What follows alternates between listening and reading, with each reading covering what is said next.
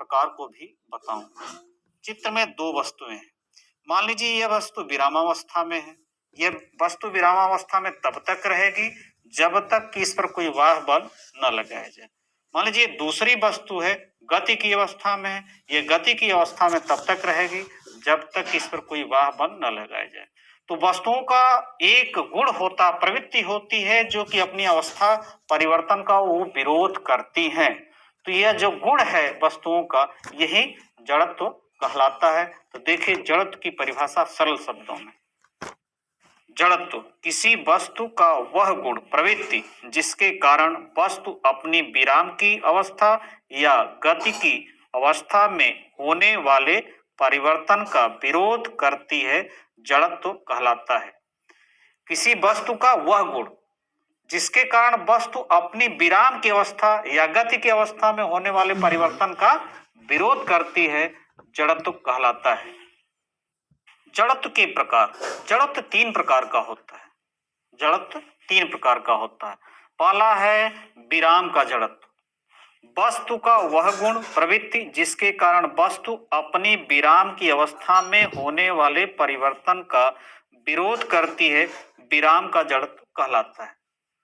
वस्तु का वह गुण जिसके कारण वस्तु अपनी विराम की अवस्था में होने वाले परिवर्तन का विरोध करती है, विराम का जड़त्व कहलाता है। उदाहरण, बस के अचानक चलने से उसमें बैठा यात्री पीछे की ओर गिर पड़ता है। बस के अचानक चलने से उसमें बैठा यात्री पीछे की ओर गिर पड़ता है।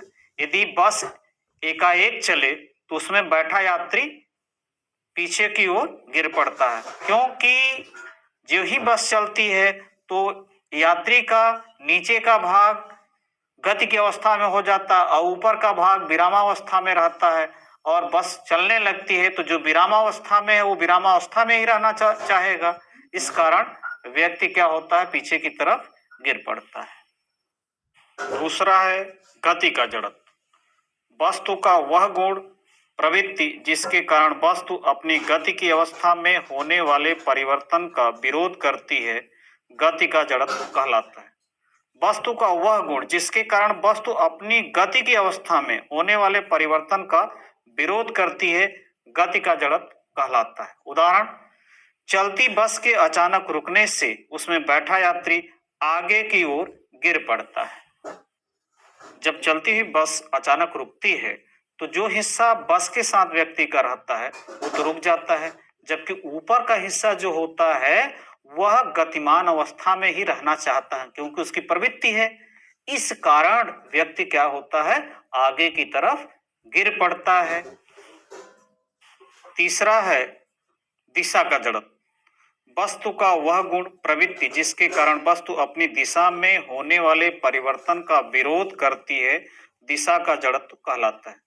वस्तु का वह गुण, प्रवृत्ति जिसके कारण वस्तु अपनी दिशा में होने वाले परिवर्तन का विरोध करती है, दिशा का जड़त्व कहलाता है। उदाहरण, अचानक चलती बस की दिशा परिवर्तन करने से उसमें बैठा यात्री विपरीत दिशा में गिर पड़ता है। जैसे मान लीजिए चलती हुई बस अचानक अपनी दिशा बदलती है तो उसमें बैठा आदमी ठीक उसके विपरीत दिशा में गिर पड़ता है।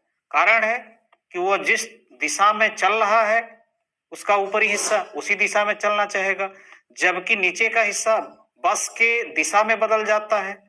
तो इस जो ऊपरी हिस्सा होता है वो अपनी दिशा बदलना नहीं चाहता, क्योंकि उसकी प्रवृत्ति होती है। इस कारण व्यक्ति क्या करता है, विपरीत दिशा में गिर पड़ता है। यदि वीडियो अच्छा लगे तो लाइक शेयर कीजिए। यदि चैनल सब्सक्राइब नहीं किए हैं तो कर दीजिए। नमस्कार।